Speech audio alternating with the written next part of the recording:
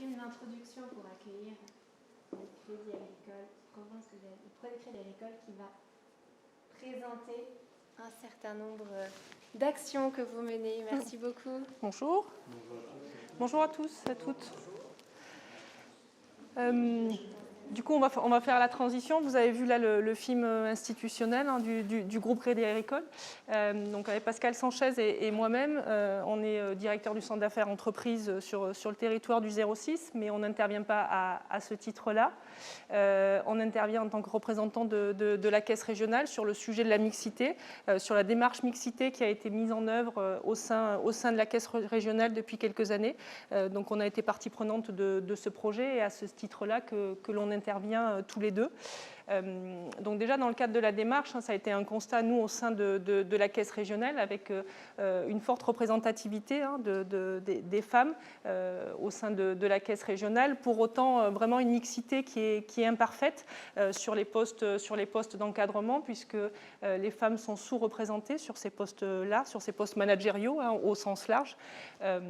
Donc derrière tout ça, pour nous, il y avait un vrai sujet d'attractivité en termes d'image. Il y a un vrai sujet de business et il y a également un vrai sujet de diversité de points de vue dans l'ensemble des instances, notamment managériales. Les causes étaient identifiées, les principales étant une visibilité imparfaite et un accompagnement à renforcer, qui se traduisait en fait par un déficit de confiance et qui induisait un manque de candidatures féminines sur les postes d'encadrement.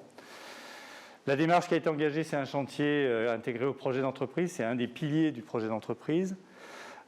Pour ça, on a essayé de comprendre pourquoi. On a lancé une grande enquête sur l'ensemble des collaborateurs, avec un grand succès, puisqu'on a eu un taux de réponse important qui nous a donné une vraie visibilité et en même temps des bons éléments d'analyse pour agir, pour faire évoluer la culture de l'entreprise, pour agir sur les freins, cultiver la réussite et puis également organiser notre travail sur ce projet. La démarche, ensuite, une fois qu'on a dit tout ça, elle s'est orientée sur plusieurs piliers. Donc, vous les avez là, les engagements que l'on a pris, donc l'identification, la valorisation des talents, de mobiliser les équipes de management, d'accompagner la parentalité et de piloter les évolutions. Sur l'identification des potentiels, donc effectivement, avec les ressources humaines en interne, les managers, donc en incluant l'ensemble du dispositif d'encadrement, on a identifié, on a fait une revue des potentiels. Donc ça, c'était en année 1. Donc il faut se dire qu'à aujourd'hui, cette démarche, on est passé du mode projet à une démarche qui est totalement intégrée. Donc cette revue des potentiels, elle nous a servi derrière pour identifier ces collaboratrices, déjà en prime abord pour, on va dire, grossir le trait, mais également des collaborateurs que l'on accompagne au travers de coaching individuel, que l'on accompagne au travers du mentorat. Donc le mentorat est constitué entre le collaborateur ou collaboratrice identifié et un cadre supérieur ou directeur général de la caisse régionale. Donc c'est un parcours qui se déroule sur une année. Et également un accompagnement en termes de formation, on va dire un peu plus institutionnel, donc jeunes femmes à potentiel, le marketing de soi et le leadership au féminin. Naturellement, le succès de ces démarches-là passe par la mobilisation des équipes et du management. Donc, on a engagé un plan de communication interne, mais également externe. Et puis, on a cherché à mobiliser les managers dans la détection pour alimenter la revue des potentiels. On a travaillé plus spécifiquement également sur l'accompagnement de la parentalité, qui est un sujet central dans nos activités, pour accompagner notamment la maternité avant, pendant et après, pour le retour à l'emploi. On a diffusé un guide de la parentalité qui présente en fait l'ensemble des avantages sociaux qui sont proposés par l'entreprise. Également, on a recherché à ce que le temps partiel ne soit plus discriminant dans l'entreprise. Ça s'accompagne également par du pilotage, parce qu'il faut qu'on suive bien évidemment les évolutions. Donc, dans les éléments de pilotage, quelques éléments qu'on vous indique là, c'est notamment s'assurer que les candidatures correspondent à la répartition de la revue des potentiels. Retourner vers les managers lorsqu'on considère qu'il n'y a pas suffisamment de candidatures féminines pour aller sourcer des candidates. Et puis on suit aussi les évolutions des candidatures et également des renouvellements. C'est-à-dire qu'on s'assure que lorsqu'il y a un renouvellement de poste de cadre, on a bien la répartition attendue par rapport aux candidatures et aux postes occupés. Voilà la démarche qu'on a engagée maintenant depuis plus d'un an. Même commencé en 2018. 2018, oui, engagé en 2018. Dans notre projet, 2020, ça a été le lancement de la démarche réellement auprès des collaboratrices identifiées. Ouais, c'est ça. On va dire avec l'effet Covid qui a mis un peu de distance. En dépit de l'effet Covid. Non. Notamment sur le programme Mentorat qu'on a maintenu dans l'accompagnement régulier des personnes que nous avions retenues. Voilà. On te laisse la suite. Merci. Bonjour à tous. Alors moi, Florence Politi, je suis directeur d'investissement au sein de Sophie PACA, qui est la structure d'investissement du Crédit Agricole ici en région PACA. Donc nous, notre rôle, ce n'est pas de faire du financement, mais c'est d'accompagner les sociétés dans lesquelles nous investissons en fonds propres. Donc on achète des actions concrètement et on reste en général avec les sociétés qu'on accompagne sur une durée de 5 à 7 ans. Ça dépend des projets, ça dépend du cycle d'investissement de la société. On ne fait des tickets que minoritaires, c'est-à-dire que c'est toujours le dirigeant qui reste majoritaire, et on cherche par contre à être actif sans être un gérant, c'est-à-dire qu'on va chercher à être force de proposition dans toute la durée de notre investissement pour essayer d'aider en fait le chef d'entreprise à réaliser son projet et également d'adresser tous les défis un peu nouveaux qui pourraient se présenter. Donc nous, on intervient aujourd'hui aux côtés du Crédit Agricole pour, là vous avez vu un témoignage en tant qu'employeur. Nous, on souhaite vous montrer un petit peu le témoignage qu'on fait en tant que métier. Comment nous, on a intégré au sein de notre métier d'investisseur les enjeux sociétaux. Et pourquoi est-ce qu'on peut facilement les intégrer au sein de notre métier? C'est justement parce qu'en tant qu'investisseur accompagnant, nous, on a un rôle clé vis-à-vis des chefs d'entreprise. On investit dans les PME, donc ce sont souvent des gens qui sont très seuls. Et donc nous, on peut les aider à leur faire justement, à leur proposer des choses qui les font avancer et qui leur font avancer sur les défis justement un peu d'ordre sociétaux auxquels ils sont confrontés, puisque toutes les sociétés dans lesquelles nous investissons sont des sociétés qui sont en croissance et que donc à ce titre, elles sont vraiment au cœur de ces enjeux tant environnementaux que sociétaux. Donc pour nos participations, pour nous, et c'est vraiment le message qu'on essaie de leur faire passer, c'est que l'enjeu aujourd'hui social, c'est vraiment un enjeu de création de valeur, pas uniquement financière. On pourrait se dire qu'en tant qu'investisseur, on cherche essentiellement le retour financier et pas le retour social, mais non. Nous, on est vraiment convaincus du fait que c'est en ayant des bonnes pratiques, en étant vertueux sur tous les sujets, qu'on va ensemble créer de la valeur et qu'à la fin, on va le retrouver effectivement de manière financière. La première chose qui ressort toujours dans les dirigeants, je pense que c'est quelque chose que vous avez certainement vous aussi partagé, c'est que nos dirigeants nous disent toujours qu'ils ont une grande difficulté à recruter. Et donc, pour eux aussi, le fait de mettre en avant ces enjeux sociétaux, c'est d'abord et avant tout un enjeu d'attractivité, de recrutement pour pouvoir attirer les talents et les conserver. Par ailleurs, il y a quand même un petit point également à faire sur l'évolution réglementaire qui est quand même de plus en plus forte sur les métiers financiers. Donc nous, Sophie PACA, en tant qu'investisseur filiale de banque, on n'est pas encore concerné par ça, mais on va l'être à terme. La réglementation européenne est de plus en plus forte sur ces sujets-là. Et nous, ce qu'on souhaite, c'est être justement précurseur de ces évolutions pour aider les sociétés qu'on accompagne à les anticiper. Donc les outils qu'on vous propose, on a essayé là de s'adapter un petit peu à la typologie des outils. On sait que là-dedans, il y a des choses qui sont adaptées à des très grandes entreprises, d'autres qui sont plus adaptées à des sociétés de plus petite taille. Mais à la fin, l'idée, c'était que vous puissiez piocher en fait, dans ce qui vous intéresse et ce qui peut fonctionner dans votre contexte à vous. Donc la première des choses, c'est déjà de se doter d'indicateurs qui sont sur le plan social des indicateurs en fait, de qualité de vie au travail, de suivi d'absentéisme, etc., de mixité. Il y a un certain nombre d'indicateurs qui peuvent être quantitatifs, qui peuvent être intéressants à suivre. Et pour ça, on peut faire appel à un expert indépendant Il y en a de plus en plus dans le sujet au sens large de la RSE. Alors bon, il y a effectivement des gens de grande qualité, il y en a qui sont peut-être plus récents sur le marché, mais toujours est-il que ça peut valoir le coup sur des sujets qui sont un petit peu nouveaux et qui sont, sur lesquels il faut un petit peu défricher le terrain. Ça vaut vraiment le coup de se faire assister et dans des missions qui peuvent être aussi plus ou moins larges et plus ou moins intrusives pour les sociétés. Le tout en vue de définir une stratégie et qui permettra également de la suivre dans le temps, parce qu'une fois qu'on a commencé à regarder les indicateurs, l'idée après c'est de les suivre et de voir un petit peu leur évolution au fil du temps et d'essayer d'en mesurer l'amélioration. Après, nous, on a des outils, nous, en tant qu'investisseurs, dont on essaie de faire la promotion de manière régulière dans les sociétés dans lesquelles on investit. Le premier, c'est toute la famille de l'épargne salariale, qui est un vrai levier de partage de valeur, en fait, qui permet de toucher en plus l'ensemble des salariés et pas uniquement une population ciblée. Là-dessus, donc, un accord d'épargne salariale, ce n'est pas très compliqué à mettre en œuvre. Hein. Pour le coup, ça se fait d'ailleurs avec les banques facilement. Et là-dessus, ça permet, il y a de la latitude, il y a effectivement des critères financiers qui peuvent être mis en avant, mais on peut également faire des accords d'intéressement qui vont utiliser des critères qui sont extra-financiers, du type satisfaction client ou taux d'incident, enfin des choses qu'on peut mesurer et qui peuvent être un vrai levier aussi managérial pour les sociétés, parce que ça permet pas uniquement d'incentiver les gens sur la performance financière, mais aussi sur d'autres performances qui sont importantes pour vous en tant que dirigeant et sur lesquels vous voulez vraiment mobiliser vos salariés. Après, il y a un deuxième volet dans la partie épargne salariale, c'est tout ce qui concerne le partage de création de valeur.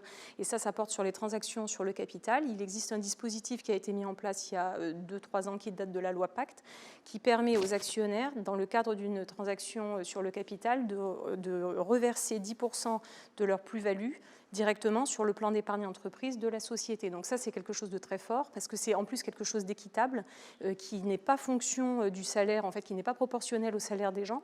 Donc c'est très adapté, par exemple, pour des sociétés qui ont beaucoup de petits salaires, pour pouvoir vraiment leur faire profiter, en fait, de ces moments un peu clés que sont les transactions sur le capital dans des sociétés et qui sont quelquefois perçus comme des moments où finalement les salariés, ils regardent passer le train et ils ne profitent pas vraiment de la création de richesse qui a eu lieu et dont ils sont pourtant responsables. Donc ça, c'est un moyen aussi de les faire participer.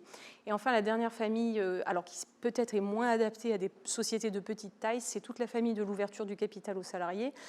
Ça s'adresse plutôt en général à des cadres dirigeants, des gens qu'on souhaite vraiment fidéliser, qu'on veut garder à bord dans la durée. Et donc, pour éviter après que ça pose des difficultés au quotidien dans la gouvernance, la manière dont ça se résout, c'est qu'on les met ensemble dans une société ad hoc. En fait, on crée une holding dédiée aux salariés, dans laquelle tous les salariés, et on n'est pas obligé de mettre ça uniquement pour le CODIR, hein, on peut l'étendre après à des niveaux de management intermédiaires. Vraiment, c'est vous qui choisissez la population éligible, mais ça permet après de mettre les gens ensemble et de les inscrire dans la durée. Et nous, on constate vraiment qu'un salarié qui devient actionnaire, même s'il est tout petit actionnaire, il se sent beaucoup plus impliqué malgré tout que s'il était simple salarié dans une société. Voilà, donc là on a essayé de vous lister pour finir quelques bonnes idées qu'on a répertoriées dans nos participations. Donc, comme je vous l'ai dit, il y a des choses qui sont faites qui viennent plutôt des ETI, donc qui ne seront peut-être pas nécessairement faciles à dupliquer dans votre quotidien, mais il y en a d'autres qui sont plus faciles, notamment la première qui était de proposer aux collaborateurs de participer à des projets sociétaux sur la base du volontariat. Bon, bah ça, c'est en fait, si vous avez une cause qui vous tient à cœur, qui vous plaît, à laquelle vous souhaitez associer votre société, c'est le dimanche, je sais pas, aller ramasser les ordures sur une plage ou quelque chose comme ça, et vous proposez à vos collaborateurs de s'associer à ça, c'est fédérateur, ça crée de l'esprit d'équipe, c'est pas obligatoire, donc les gens le suivent ou le suivent pas, c'est eux qui décident, et quelque part, ça ne coûte rien et ça crée beaucoup, en fait, ça permet vraiment d'entretenir une forte cohésion dans l'équipe. Le deuxième, donc, c'est privilégier le recrutement local. Alors là, ça répond à deux enjeux. L'entreprise qui l'a mis en place, déjà, c'est une société qui est installée dans un territoire qui est un petit peu reculé. Donc l'idée, c'était aussi de faire vivre son territoire local, mais c'est aussi un enjeu de bien-être, parce que le salarié qui met 1 heure tous les matins à venir au bureau et qui met 1 heure tous les soirs à partir, il va être moins heureux, en fait, que celui qui habite juste à côté, qui met 5 minutes, et il sera beaucoup moins épanoui sur la durée. Et en plus, sur la durée, généralement, les gens finissent par démissionner.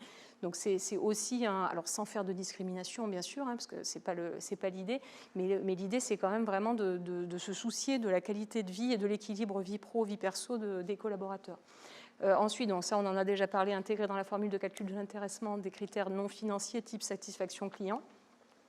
Organiser la formation continue, donc ça c'est aussi pour permettre en fait aux collaborateurs qui rentrent à un certain niveau hiérarchique de se perfectionner en interne et pour peut-être pouvoir après accéder à des fonctions supérieures et devenir expert. Ouvrir le capital, donc on l'a dit. Donc là, les ouvertures du capital, il y a des dispositifs qui existent. Le mieux, c'est de se faire conseiller par un bon avocat en droit social. Vous avez en gros, il y a les plans d'action gratuits, les BSPCE si vous êtes éligible, mais les conditions sont peut-être un petit peu plus strictes, notamment sur la durée de vie de la société. Donc tout le monde n'est pas éligible au BSPCE. Et après, vous pouvez aussi faire tout simplement des programmes de rachat d'actions à des conditions favorables pour les salariés. Ça existe aussi, c'est encadré. Il faut juste avoir un bon avocat parce qu'il y a des problématiques fiscales à traiter et donc il faut le faire proprement.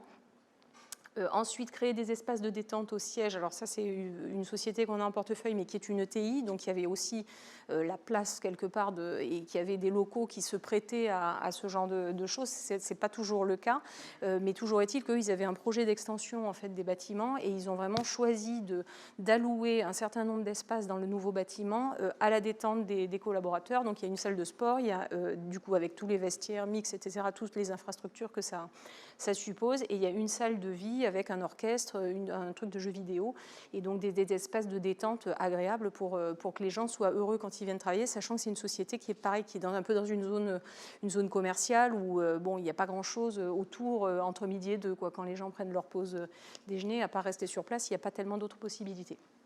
Et la dernière action, bon là c'est pareil, c'est une société qui est très engagée dans le social et tout le monde ne peut pas faire ça. Eux, ils ont carrément salarié en fait un maraîcher et construit en fait un potager d'entreprise. Donc bon là, après voilà, ça c'est vraiment pour nous c'est le top de notre portefeuille hein, en termes d'action sociétale et donc en fait ils cultivent en fait des légumes toute l'année pour les vendre aux salariés sous forme. En gros, ils ont un panier toutes les fins de semaine qui a un prix très attractif en plus par rapport à ce qu'on peut trouver dans les AMAP ou les paniers bio ou autres. Et ça permet aussi en contrepartie de salarier un maraîcher qui a quand même une vie pas facile par ailleurs parce que l'hiver, les maraîchers, ils gagnent quand même pas très bien leur vie. Donc c'est vertueux à deux sens, mais après ça, tout le monde ne peut pas le faire. Voilà. Et nous en avons terminé. Super, grand merci. Peut-être que vous voyez, en fait, l'objectif, c'était vraiment à travers ces deux présentations, c'était de donner aussi des bonnes pratiques, partager des bons usages. La première partie vraiment sur la partie confiance en elle, la partie diversité, inclusion, et la deuxième partie autour, comment est-ce qu'on peut aussi partager la valeur avec les collaborateurs, et puis d'autres pratiques sur le bien-être au travail. Je ne sais pas si par rapport à tout ça, vous avez des remarques ou des questions. Oui, allez-y. Pardon, j'ai une remarque un petit peu particulière, mais vous avez présenté votre travail sur la mixité. Madame, vous vous êtes présentée comme un directeur.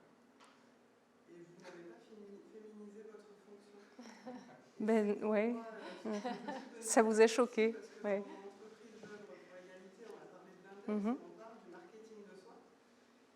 Et je trouve que l'enjeu de la féminisation des noms de métiers, alors pardon, je ne rebondis pas spécifiquement sur tout ça, j'aimerais juste susciter un peu la réflexion des messieurs et des dames sur la féminisation des noms de métiers. Et je vois sur LinkedIn beaucoup de dames qui sont techniciens, directeurs, etc. Donc je lance ça comme ça, je pose ça là. Effectivement, moi, c'est vrai que je n'avais pas féminisé parce que le titre était celui-là. Et après, moi, j'ai pas de. Pour le coup, moi, j'ai jamais eu de problème. Enfin, je sais qu'il y en a un, donc je suis absolument pas contre les actions de la mixité parce que ça correspond à une vraie réalité. Et moi, pour le coup, j'ai eu la chance de passer à peu près à chaque fois avec j'avais des chefs d'équipe ou autres qui n'ont jamais fait de différence entre moi et les autres collaborateurs du fait que je sois une femme. Mais effectivement, le point est tout à fait important. D'autant que dans notre métier, on est 17% dans ma tranche d'âge. Hein, donc c'est un des très grands axes justement de la communauté d'investissement. Directeur, directrice, c'est pas tellement un métier qui ça choque personne de voir une directrice. C'est vrai qu'il y a des métiers pour lesquels c'est un petit peu compliqué. Plus difficile, oui. Ça fait partie de l'ancrage dans la culture, peut-être encore des éléments de Dans votre vidéo, il n'y a pas l'écriture inclusive, vous savez, E.E, alors que vous venez de marquer Oh, c'est rigolo, voilà. Elle m'a dit direct ça. C'est intéressant parce que c'est des petits points culturels en fait. Mais nous, dès qu'on a un support, elle vient de communication, quoi, elle vient nous dire E.O, n'oublie pas, E.E.S. Et là, D'ailleurs, votre baseline, confiance en elle, confiance en lui. Et lui. C'est confiance en elle. En elle et lui. Mais le YEL, c'est intéressant, ça, c'est aussi un débat intéressant. Donc le YEL rentre dans la langue française, bon, ça peut peut-être nos cultures, mais pour la baseline, ça aurait été intéressant. C'est vrai qu'en 2018, quand on a lancé le projet, c'était moins dans l'actualité. Oui, non, mais votre remarque est tout à fait juste. C'est vrai. La sémantique a de l'importance, vous avez tout à fait raison. Est-ce que par rapport à l'index, vous avez justement la note, L'index égalité professionnelle, au niveau du groupe, au niveau local? Au niveau local, là, aujourd'hui, on a un taux de féminisation qui est au-delà de 55% sur tout type de métier confondu. Par contre, le niveau de féminisation au niveau d'encadrement, on est en dessous des 50%. C'est la raison pour laquelle, on avait engagé cette... On a des rémunérations par rapport à parce que l'index, c'est vraiment une partie égalitaire entre les salaires entre les femmes et les hommes, pour même poste, bien sûr. Vous avez la note ou pas? Non, pas en tête, mais le projet qu'on vous présente...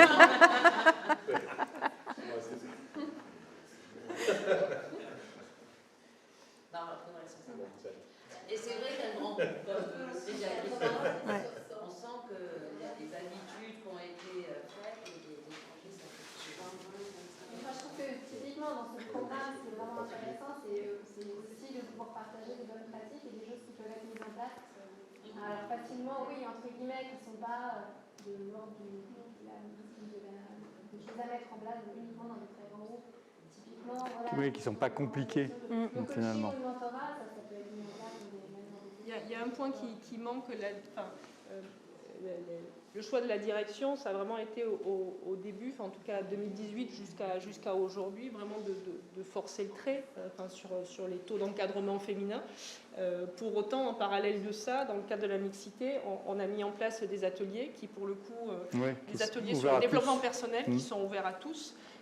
Et qui sont plus qu'un succès, puisque les 2 années passées, au bout de 48 heures, l'ensemble des ateliers étaient pleins sur l'année, avec donc la première année, on était effectivement sur à peu près 300 personnes. Sur la deuxième année, on est à 400 personnes, dont 20% de collaborateurs masculins qui se sont inscrits sur ces ateliers. Donc il y a 3 ateliers pendant l'année sur le développement personnel. Sur la confiance. Sur la confiance, la prise de parole. Ouais. J'avais demandé aussi un point, si le guide de la parentalité, est-ce que c'est quelque chose que vous pourriez mettre peut-être à disposition, parce que ça fait partie aussi d'un guide de bonne pratique. Alors c'est un guide qui reprend les avantages généraux, on va dire, de la loi, mais également les avantages dédiés Crédit Agricole, spécifiques Crédit Agricole. Déjà, il y a les avantages dédiés banques. Oui, la convention bancaire est un peu les plus favorables, oui, ça c'est vrai. Et il y a des déclinaisons propres au Crédit Agricole Provence-Côte d'Azur, donc c'est pour ça que c'est pas nécessairement effectivement diffusable. Donc ça c'est un guide qui est en ligne en fait, qui est accessible. Avec des bonnes idées. Pratique, Sophie Vaca, c'est filiale, c'est indépendant en fait. Alors nous on est une filiale de la caisse de ici Provence-Côte d'Azur et la caisse de Alpes-Provence qui est sur Aix-Marseille. Et donc on couvre la... Mais c'est la fonction invest de Crédit Agricole ou c'est indépendant Non, c'est une filiale. Non, c'est une filiale à 100%. Non, on a que... On a juste votre attention que sur la différence entre le métier de financeur et d'investisseur, avec la muraille de Chine entre les 2 métiers. Voilà. C'est-à-dire que... Mais par contre, il y a ces 2 comités différents qui se prononcent en fait. Oui, ça c'est pour dans la protection des clients, parce qu'on peut, nous on n'intervient pas en exclusivité avec le Crédit Agricole, mais donc je peux investir dans des sociétés qui sont clientes Crédit Agricole ou pas. Et dans le cas où ils sont clients, pour le coup, il faut vraiment qu'il y ait des procédures, parce que les intérêts de l'actionnaire ne sont pas forcément ceux du prêteur, et donc il faut qu'on met en place justement la muraille de Chine pour protéger les clients de l'échange d'informations essentiellement, et d'avoir des prises de décision qui sont complètement séparées. C'est toujours que l'invest était rattaché à la... Non, c'est isolé. peut-être isolé. Bah là, en C'est tout cas, ils ont presque choisi de le faire nécessairement en filiale, mais voilà. Bah après, ça pourrait être la même structure juridique. Hein. C'est pas ça, Mais c'est par propre contre- au Crédit par Agricole, contre, mais il y a toujours la muraille de Chine entre les équipes opérationnelles et les métiers, comités. Ça, c'est complètement séparé toujours. Parce que généralement, les équipes opérationnelles, Ouais. elles sont apporteurs d'affaires. Pas apporteurs d'affaires, Elles mais peuvent Oui, être- mais elles peuvent ça être peut, bien, mais pas uniquement, c'est ce que- mais pas uniquement. c'est ce que Voilà, Florence nous on dit, cherche quoi. effectivement à travailler en bonne intelligence. Hein, ça, c'est sûr que si Pascal ou Stéphanie me présentent un client, généralement, je vais le rencontrer avec plaisir. Mais après, on n'est pas. Je peux dire non à un client du centre d'affaires et voilà parce que le projet m'intéresse pas ou que ça, voilà et ça peut très bien se passer réciproquement. Les gens dans lesquels j'investis, s'ils ne sont pas clients Crédit Agricole, je ne vais pas les obliger à y aller. Je vais les présenter, oui, mais après, s'ils choisiront le partenaire qui est le plus adapté pour leurs problématiques. dans vos critères Invest, Mhm. vous avez la partie RSE, elle est vraiment. Maintenant, elle est évidente, intégrée. ou elle commence à rentrer Non, elle est vraiment intégrée maintenant dans la démarche Vous d'investissement. n'allez plus dans un projet où il n'y a vraiment pas de RSE, ou alors vous orientez. la Oui, boîte en fait, vers- oui, il y a deux façons de l'aborder. Déjà, ça nous conduit à des exclusions pures et simples de certains secteurs dans lesquels on ne veut plus aller parce qu'on considère que c'est au niveau RSE, c'est pas vertueux du tout et que ça, limite, ça pourrait poser un risque d'image. Et après, on fait des diagnostics à l'entrée, en fait, sur la société pour voir un peu son état de maturité sur ces sujets-là. On a des réponses très, très variées là-dessus, pour essayer de les faire progresser au fil de l'eau. Et la manière, en fait, d'aborder la RSE par le dirigeant est souvent très instructive sur son niveau, en fait, d'ouverture d'esprit. Et comme nous, on cherche vraiment à travailler avec des dirigeants qui sont réellement ouverts. Si vous voulez, il y a des gens, ils viennent chercher des fonds parce qu'ils n'ont pas le choix, parce qu'ils ont plus, ils sont comme ça, et la banque prête plus. Et donc ces gens-là, souvent, ils veulent l'argent, mais ils veulent pas nécessairement le partenariat, l'accompagnement, etc. Et donc nous, on considère qu'on n'est pas les bons investisseurs pour ça. On veut vraiment travailler avec des gens qui sont ouverts à l'accompagnement, qui ont vraiment envie qu'on soit leur associé dans le projet. Et justement, en général, l'occasion du petit audit qu'on fait sur la RSE, c'est un très bon moyen de tester en fait l'ouverture des dirigeants, parce que le type qui fait ça pour de mauvaises raisons, parce qu'en fait, il n'est pas vraiment convaincu du truc, mais il le fait parce que ça fait bien dans le rapport annuel ou qu'il est obligé pour faire bien. Mais là, il y a un moment, il se trahit forcément. Et donc là, on va pouvoir vraiment rentrer dans le dur de est-ce que vraiment c'est quelqu'un qui est ouvert, qui va progresser, qui va souhaiter un vrai partenaire. Donc en général, nous, c'est un moment qui est très, très instructif pour nous dans l'instruction. Ça m'amène une dernière question. Est-ce que vous avez les mêmes critères ou exigences sur la partie financement, ou de plus en plus, dans les critères de financement, il n'y a pas que les risques financiers? Est-ce que vous rentrez ça ou pas? Extra-financier, oui. Extra-financier, Ça rentre vraiment aujourd'hui? complètement, ça commence Ça commence à progressivement arriver. Voilà, c'est ça. Ça rentre C'est ce qu'on progressivement. disait, je pense que d'ici la fin de l'année, ça sera... Là, aujourd'hui, vous avez déjà refusé du financement pur et simple? Non, mais par contre, il y a déjà une analyse qui est déjà faite sur Voilà, c'est ça. l'extra-financier. C'est-à-dire qu'on intègre l'extra-financier dans la décision.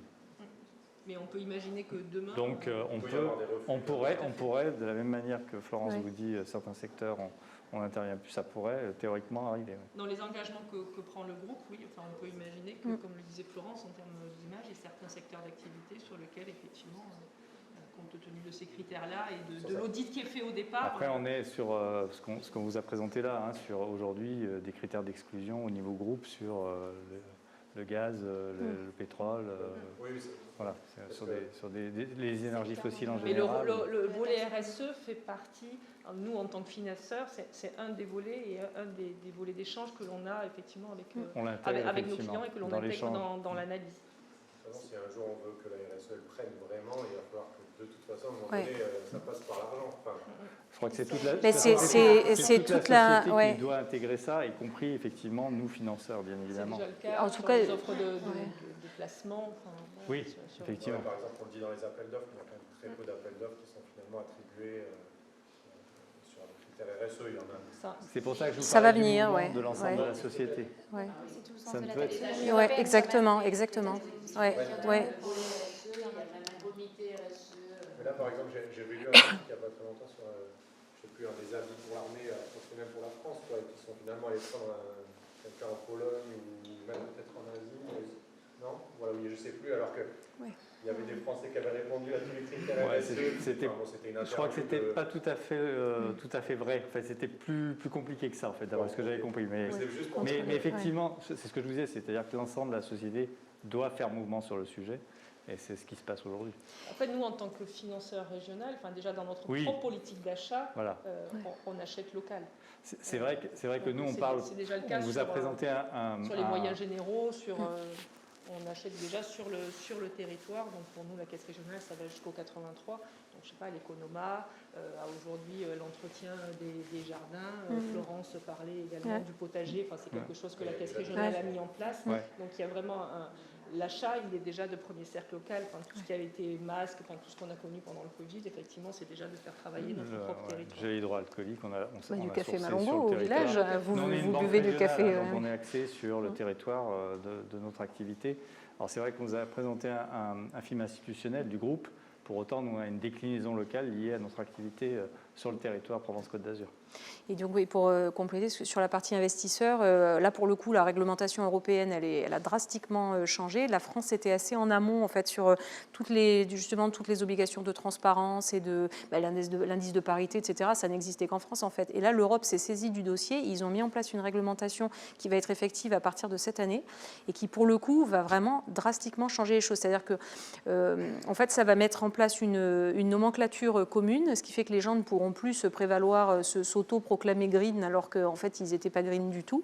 Alors c'est vrai que c'est très tourné environnement, mais à terme ça sera aussi sur le social, c'est quelque chose qui va progressivement infuser. Pour l'instant, ça ne concerne que les très gros fonds d'investissement ou les très gros établissements, donc, mais un jour ou l'autre, ça va descendre. Hein. Ça, le sens de l'histoire, il ne va que dans un sens, hein, clairement. Donc, on le voit, c'est pour ça que je demandais pour une banque privée comme ça, parce qu'on voit que des pays, ça devient la banque du climat, enfin, ils en parlent, ils cherchent des ambassadeurs verts, tout ça. Enfin, on sent bien que ça bouge, mais il faut savoir où on en était. En tout cas, dans l'investissement, c'est très matériel à partir de cette année, et c'est bien parce que, en fait, même si les gens, enfin, ce que disait Pascal, même si les gens le font pas pour de bonnes raisons, parce que c'est pas leur conviction, au final, ça infuse quand même, et ça sert quand même la cause. Donc, après, nous, on essaie de le faire avec conviction quand même. Et si vous permettez, même à notre échelle, en tant que consultant du coup RSE, on voit apparaître des missions où les entreprises changent à la demande des fonds d'investissement qui les accompagnent. C'est notamment le cas actuellement pour un grand groupe qui est accompagné par le fonds Tower Brook, qui est notamment labellisé B Corp, qui était le premier fonds d'investissement à être labellisé B Corp. Donc, les choses bougent. Oui, exactement. Ouais, tout à fait. Juste encore une question sur le social au niveau des salariés, qui me concerne plus particulièrement, je presse pour ma paroisse. Est-ce que le sujet des salariés aidants est un sujet que vous prenez en compte au Crédit Agricole? Alors oui, il y a des mesures spécifiques, par exemple de dons de jours de congé en interne, qui est facilité. C'est très, très simple à faire. Ça fait partie des accompagnements qui sont mis en place pour notre entreprise. En tout cas, si vous pouvez me conseiller quelqu'un qui déclenche la solution, ça fait 1 an que je parle avec le Crédit Agricole sur ce sujet-là, qui atteste du concept qu'on a mis en place, qui c'est le vacances répit pour les aidants qui sont donc salariés dans les groupes et qui ont besoin, et ça correspond complètement à votre communication parfaite sur le RSE. Depuis 1 an, entre Créazur, Nord-Lafort, vous le connaissez très bien, qui adore notre concept, entre vos services DRH et le DRH, je ne vais pas le citer, et maintenant les services sociaux, comités, etc., il n'y a aucune réponse. Ça fait 1 an. Tout le monde atteste que le sujet des aidants salariés est très important et qu'on va trouver une solution avec Manuel Répit, parce que le concept, en plus, on ne demande pas d'argent, on ne demande pas de subvention, on amène juste des solutions, mais ça ne transpire pas. Et je trouve toujours un peu dommage, et j'en profite que vous êtes là, c'est pas pour faire de reproches, le niveau de votre communication dépasse souvent le niveau de votre capacité de faire. Et là, on a besoin au niveau ancrage, je veux dire local, qu'on soit capable de faire passer nos messages, qui ne sont pas juste des messages qui viennent d'en haut en disant voilà ce qu'on fait nous, et qui est parfait. Nous qui sommes des petites entreprises, des start-up ou des grandes entreprises, on a besoin vraiment de dialoguer avec des gens qui sont capables de nous répondre. Et malheureusement, aujourd'hui, je n'ai pas ces réponses. Je m'adresse avec vous. Si vous avez certainement la volonté, je le comprends à travers ce que vous dites aujourd'hui, de faire remonter le message, eh bien, on aura fait une grande avancée aujourd'hui au sujet des aidants salariés. Je ne vais pas vous dire que vous étiez la première banque à qui je vais adresser, et donc qui connaît très bien mon concept. La deuxième banque qui s'est adressée à moi, c'est la Banque Populaire. En 3 mois, on a plié la convention avec le DRH pour cette solution. Donc, quand on veut, on peut. Et je vous remercie de faire passer le message. Je m'appelle Sylvain Daubert, Manuel Répit. Merci. Très bien. Mais nul doute que Norbert l'avait bien fait passer avant. Connaissant Norbert, il a dû bien faire remonter le message aussi. Super. Je crois que vous aviez un Oui. impératif. Oui, Je vous c'est ça, remercie beaucoup. Merci beaucoup Un très grand à merci. tous. Merci beaucoup. Merci.